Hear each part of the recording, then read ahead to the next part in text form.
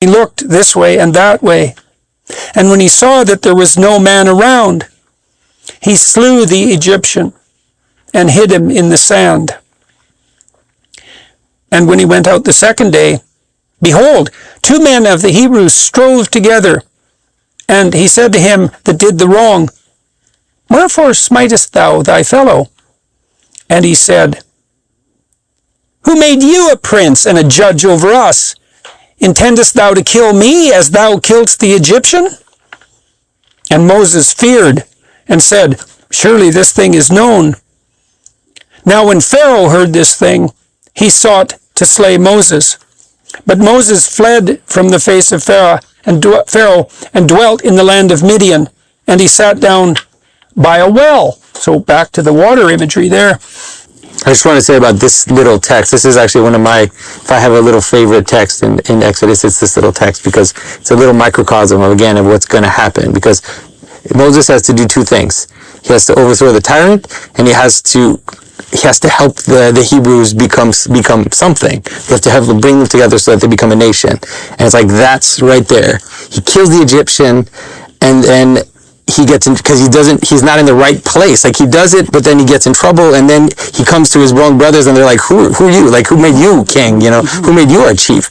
And so he has to go through this whole process again to now go up the mountain, have this vision of God. Possibly, even though he's fighting the tyrant, he does it incautiously. And he's doing he wants to do the right thing. And then ultimately it's all going to happen, because when he sees God, then he receives from God that authority, receives from God that capacity to then bring the law and then join and create, but like consolidate, let's say, the Hebrew people into it. Right. So the murderous impulse, which is generated by the moral revulsion against the slavery of his people, is manifest in that careless homicide, and that just about dooms Moses, and that would have doomed the entire enterprise. Well, why do you feel why is it careless? Yeah. Well, it's careless in that. Okay, well, that's a fine question. It's careless in that he presumes it's only going to be successful if it's done in secret, and it turns out not to be secret. It turns out to be revealed, and I think that's part of your point, isn't it? Unless I misunderstood it. Well, I mostly see it that it's like it's a messy version of what he's actually going to do with the proper authority from God. He doesn't yet have the authority from God, so he does this thing. He kills the Egyptian, and it's messy, and then he tries to reconcile his brothers, and it's messy, and he has to flee. He doesn't have what it takes to do it, you know, and so he has to. So you can think about it like in terms of your own bad habits or whatever. You can try to take them on, right? You can try to change your habits. You can try to consolidate your attention. Yeah, good luck with that. You have to go through the desert. Like there's a whole process of prayer and purification that you have to go through before you can attend to those things. If you try to take on your own like tyrants, just like that, good luck. Like they're going to come back and smack you you're down. Not the man for the job That's yet. Right, not yet. That's right. But Dennis, you said earlier there were a couple of Levites, you know, but don't your traditions say that Levi was the one who, you know, went out and slew the people who raped his sister, and he took things into his own hand? And the Messiah will come from Judah, and you know, he went and got a prostitute to his own daughter-in-law. The origins of our heroes are look at what David did. Again, the father of the Messiah. The man not only commits adultery, that's pretty common, unfortunately, because he has the man killed to sleep with his wife. That's, by the way, I have zero interest in bringing any politics into this, so my point is not political at all. But that was my argument with regard to Donald Trump. The idea that because he is a man who has committed many sins, he is not an appropriate leader has no biblical basis. Well, we'd all be in trouble if the precondition for action was sinlessness. That's clear. Yeah. And wasn't what was William Blake's dictum? Wisdom through excess. And there's also ideas that are reflected in the Gospels too, that there's more treasure in some spiritual sense heaped up by those who dare to sin and then repent and are reclaimed than those who are too terrified to take any action whatsoever on the off chance that they might make a mistake. Christ says the same thing in Revelation when he comes back as a judge. He says that his harshest judgment isn't reserved for those who are hot or those who are cold. So the good or the evil, for that matter, but for those who play both ends against the middle and sit and never commit. And that's really an interesting idea, right? Is that in some real sense, God, at least how God's represented in the Old Testament, is definitely the spirit on the side of the adventurous, for better or for worse. And that's quite something, right? Because it also, I think, bears some shed some light on this notion of the terrifying element of the transcendent. It's not, whatever God's goodness is, it's not some simple, harmless, like all-encompassing, weak compassion. It's something terrifying in its moral breadth, because it would really be something if the Spirit of God is on the side of the rampantly adventurous. And I think you can make a strong case for that, at least from within the confines of the biblical corpus. I mean, Abraham's an adventurer, Moses is an adventurer, Noah's an adventurer. These are people David's an adventurer. They aren't people who stayed home and tried to never cause any trouble, right? Which is a kind of emasculation in and of itself. Well, faith is a venture. It's entrepreneurial. I think people of faith, I call it the entrepreneurs of life. And so why make the entrepreneurial connection? Well, there's a vision, there's a venture, there's a risk, there's a cost. Mm-hmm. The whole thing is wrapped up with that. Well, I think that's lovely to tie that in with faith, too, because in our culture, people often denigrate faith as belief in the unbelievable, as if it's first of all purely propositional, and second of all it's just a denial of evidence. You see that in the atheist crowds constantly. But to me, faith is something like the willingness to take a risk based on a presumption. And maybe the presumption is, well, truth will set you free. It's like, well, tell the truth and see what happens. It's going to get you in a lot of trouble. The evidence that aggregates around you if you tell the truth to the degree that you can isn't that this is going to be the easy path forward. You have to decide. This is something Kierkegaard stressed, right? Is that you have to decide certain things as preconditions for action, independent in some real sense of the evidence. And that's the faith. And this is when Abraham, for example, in his great adventure, he follows God's call out of the safety of the tent. The faith is to heed the call of adventure, even though he's got everything in some sense that you'd need if you're only interested in hedonistic gratification. But there's something beyond that, and it's faith that allows you to make those decisions to step into the unknown future. And that's coming from Moses, as John was hinting. I mean, here he does it himself. Who set you up? He did. And to take on Pharaoh by himself. Right. There's also, though, I think, as I'm going to argue, I think there's a profound sense in which Moses is a very weak figure. And in many respects, if the text is, as it were, about the revelation of a kind of transcendent order in history and about ourselves as readers coming to understand ourselves in that, I mean, I don't think we should presume that somehow Moses himself is not a figure who needs that very revelation and to come into it himself. Mm-hmm, right, and I think that, the persistent imagery we're going to see of Moses here is actually very weak and doubtless and failing and so on. So he is himself unable to speak. Yes, he is himself in need of that discovery of himself and that transcendent revelation as anyone else is. You see the transformation of Moses, although he does make that mistake. You see him move from a character who stands before God. Of hitting a rock. Like that's the one mistake.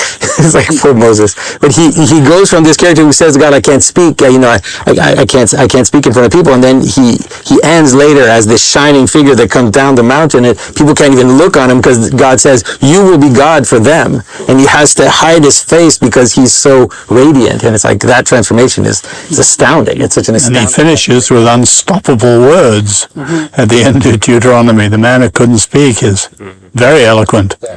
Right, well, and it tells you something about what constitutes the power of true speech, and the notion there is something like, if the words are from God, let's say, it doesn't matter how impaired you are in your utterance of them. That's a secondary consideration, and so it's despite, or maybe even because of your insufficiency in some real sense, if you're oriented properly, the words will, and I've met people like that who are not particularly articulate, but you listen to every word they say because their words are very carefully measured and chosen and often purchased at the cost of plenty of suffering. And they just have that depth that's uncanny in some real sense. And you call those people of genuine character, and you can certainly, when those people speak, everyone is still. And that's really something. It's really something to see. By the way, there's a very interesting parallel since Abraham was raised. We know nothing, absolutely nothing about Abraham before God speaks to him. But we know a lot about Moses before God chooses him. And there were 3 stories, we've just done 2, killing the Egyptian who was beating a Hebrew, interfering in the fight of the 2 Hebrews, and now he will defend these women who are not Hebrews against non-Hebrew male bullies. That's a remarkable man. And in one case he killed, in one case he spoke, and in another case he just stood up. He is a very impressive man at this point, Moses. And we know no one is going to ask, gee, why did God choose him? These are 3 impressive stories. Right. So that they're all elucidating different aspects of his willingness to stand up against tyranny. That's right. Irrespective of sex and irrespective of nationality. Right. Okay. Well, and we come to that now. Now the priest of Midian had 7 daughters, and they came and drew water and filled the troughs to water their father's flock. And the shepherds, these bullies that you talked about, Dennis, came and drove them away. And that's pretty low, eh? I mean, you come across a bunch of women trying to get some water, and your manifestation of your power is to chase them away. How pathetic. But Moses stood up and helped them. And it does say shepherds, not shepherds, so that means he's outnumbered, and watered their flock. And when they came to rule their father, he said, how is it that you are come so soon today? And they said, an Egyptian delivered us out of the hand of the shepherds. And that's an echoing phrase, right? Because that's another one of these fractal prodroma, because the shepherds are bullying tyrants, and Moses is the delivering force there. And he also drew water enough for us, so that's a reference to the pre-cosmogonic chaos, again, that revivifies in the face of tyranny, and watered the flock. Amazing imagery in that line. And he said unto his daughters, and where is he? Why is it that you have left the man? Call him, that he may eat bread.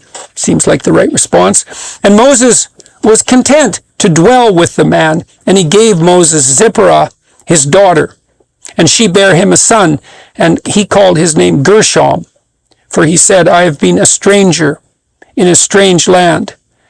So that means Moses is obviously a compelling enough character so that a father is willing to marry his daughter to him despite the fact that he's a stranger and a foreigner. So yeah, and there's also in this text, like this whole meeting of the woman at the well is super important in terms of understanding this relationship between the woman also and the well itself as this water, this potential which is the positive aspect of the lower waters, you could say. And so that's why you see the patriarchs, they always meet their wives at wells, and ultimately in terms of Christianity that leads all the way to the story of the Samaritan woman at the well, which is like the final version of that, where he meets this strange woman, and then she offers him water, he offers her like a fountain that will go into eternity, and it's like this relationship between the masculine and the feminine. This is so old, like it's the active waters, the fresh waters and the salt waters. You see it in like Mesopotamian myth, like it's a super old structure, but well, water is revivifying, right? And so are water-like ideas. If you're stuck in the desert of the tyranny of your own mind, then there are certain ideas that strike you as revivifying. We talked about that in relationship to the revelation that you said it was Auden received, right? And he's looking at tyranny right in the face in the movie theater, and a revivifying idea strikes him, and it has this ability to quench a thirst that's much deeper than a mere physical thirst, and a symbolic analog to thirst quenching, and often provided by women with their animating spirit, right?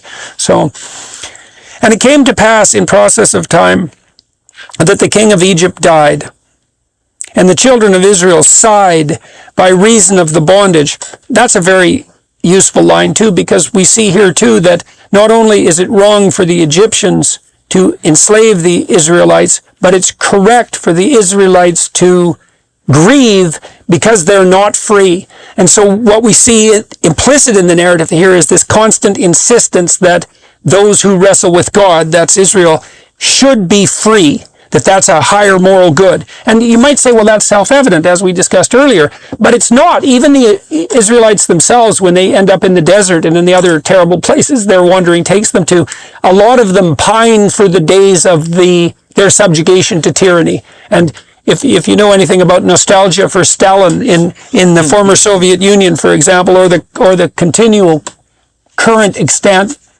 worship of Mao, you can understand this. I read a book at one point that was written by concentration camp guards who were nostalgic for the work that they did in the concentration camps in Germany. And so don't be thinking that people believe without constraint that freedom and absence of slavery is a positive good. They can be afraid of that necessity for faith that entrepreneurial spirit demands. They'd rather take the brick walls and the certainty. So, and it came to pass in the process of time that the king of Egypt died, and the children of Israel sighed by reason of the bondage, and they cried, and their cry came up unto God by reason of the bondage. So God is represented here as the superordinate spirit who responds to the cries of the unjustly enslaved. And whatever else he might be, that's what he is. And God heard their groaning. And God remembered his covenant with Abraham, with Isaac, and with Jacob. And God looked upon the children of Israel, and God had respect unto them. Covenant is an idea that you're very interested in. And so, what do you think it means here? That it's such a strange line, that God remembered his covenant. Well, why would God have to? He's God. Why does he have to remember? Did he forget? No, but this is the first time God enters the story as an agent. He knows, he hears, he remembers, he cares. And I love Rabbi Heschel's thing here.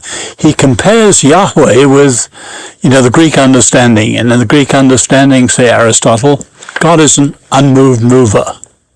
No, Heschel said, he's the most moved mover. He hears and remembers, and here he's keeping his promise. That's the significance. He's made the promise to Abraham. You can see that this is something that we commune with if people are grieving their enslavement even to themselves. If there is the possibility that they can be freed from that, there has to be the possibility that there's something that they can call on outside the tyranny of their own imagination to free them. So, because otherwise, it's like in the scientific realm, if you have your epistemological ideas, your theory about the world, but you presume that there's a corrective object outside of that can tell you when you've made an error. There's something outside your theory. And if you're ensconced in your own tyranny, there is no redemption from that unless there's something that transcends even your own tyranny within you that you can in some real sense call on. And I do think people call on that all the time. Carl Rogers, when he talked about the preconditions for therapeutic improvement, and this has to do with the notion of humility, is that if your client isn't desperate and ready to change themselves, there isn't really anything you can do about that as a therapist. They have to have already admitted to themselves that they're laboring under the burden of their own even unrealized tyranny, and then open themselves up to the possibility that there's an alternative pathway forward. And that's an action of faith, and it is an opening up to revelation. And I think you can think that as a secular person. It's like, well, if you're troubled, but you can improve, part of the way you improve is like the scientist who's open to new revelations by the object, is to open yourself up to the idea that there's something beyond your current solipsistic misery. And I cannot see how that's not both prayer and a statement of faith. No, absolutely. Dennis, isn't there an understanding, though, that the Jews at this time had lost much of their touch with the Lord altogether? Or is that? We don't know it from the text, so I agree with you. What would they remember for 400 years, or whatever the time span? It's not completely precise of the time in Egypt. That's why Moses, as we'll see, obviously says, well, what name do I do I give when I go to them and say I came in so-and-so's name? So if they had remembered the name, he would not have asked that question. Yeah. Right, so they're so divorced from their tradition that he can't even speak in the name of the tradition. Right. Right, which is definitely a problem that... But faith has to begin when we get to the end of ourselves and reach out. And obviously they got so out of touch that they needed to cry out. And this cry is an incredibly important triggering moment.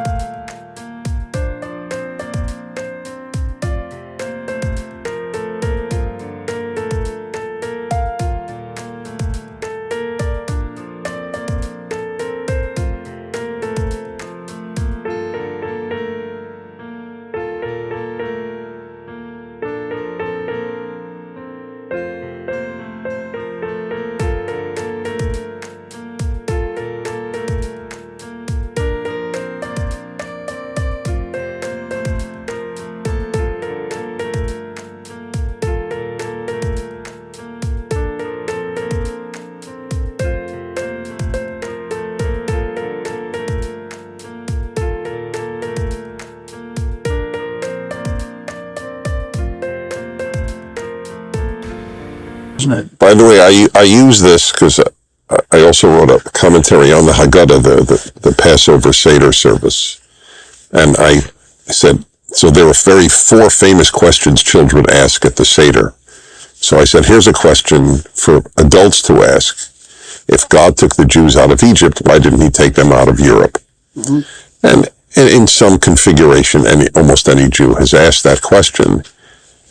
And I just, among other things, I don't have a perfect answer by any means, but there is an implied answer. One could have asked the same question in Egypt. Why did God wait?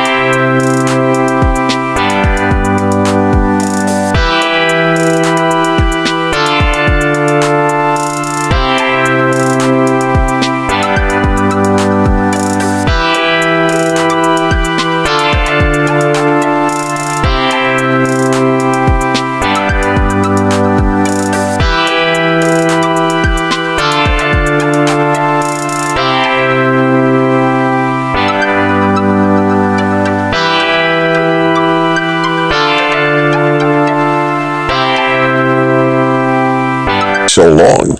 How many Jews were killed and beaten and tortured until God, quote unquote, remembered? So, well, maybe the cry is it partly the possibility that, like, man has to reach up to God just as much as God reaches down, and then without Moses being there as the precondition for, in some sense, for God's intervention, then it's not going to occur. Right, but that doesn't